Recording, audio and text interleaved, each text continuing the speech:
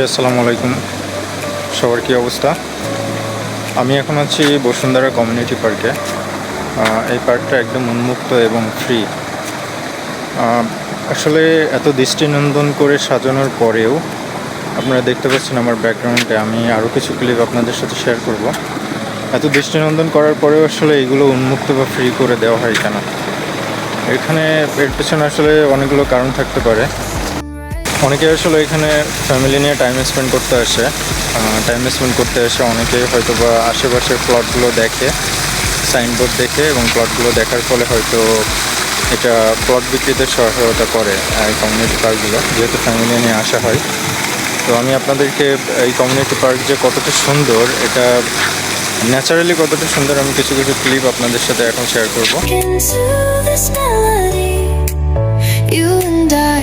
Forever wild and free.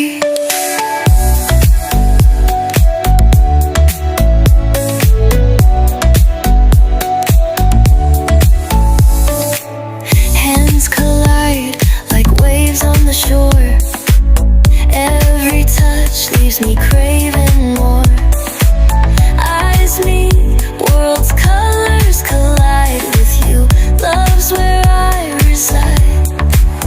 Whisper your name in the rush of the breeze. Love like an ocean rippling with ease. Heartbeat sinking. এখানে বিভিন্ন ধরনের ব্যায়াম করার equipment আছে।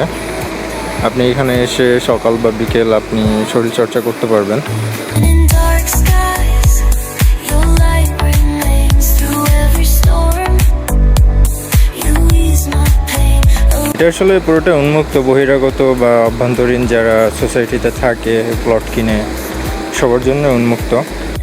স্বল্প পরিসরে কিড জোনের ব্যবস্থা করা হয়েছে, বাচ্চারা আসলে এখানে স্বাচ্ছন্দ্য এবং সুন্দরভাবে খেলা করতে পারবে। এই ফুলগুলো কিন্তু আর্টিফিশিয়াল না, ফুলগুলো পুরোটাই ন্যাচারাল। এখানে মনে হয় মাছ চাষ করা হয়, যার কারণে অক্সিজেনের জন্য এই ইকুইপমেন্টগুলো ব্যবহার করা হয়। আর এটা কিসের জন্য জানি না, এটা হয়তো বা দৃষ্টিনন্দনের জন্য ব্যবহৃত হতে পারে। আপনাদের একটা গাছ দেখাই, আমি তো প্রথম দেখে অবাক হয়ে গেছিলাম যে এই ধরনের গাছ তো আসলে কখনো দেখি নাই।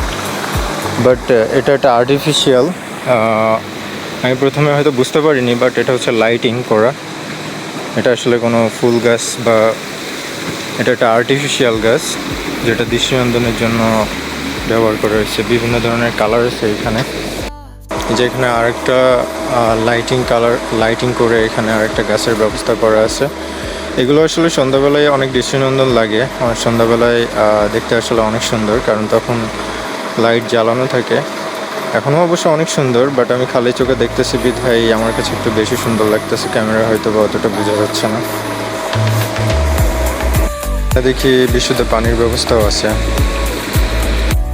সো ধন্যবাদ সবাইকে। সবাই প্রকৃতির সাথে থাকবেন, ভালো থাকবেন, সুস্থ থাকবেন। আসসালামু আলাইকুম।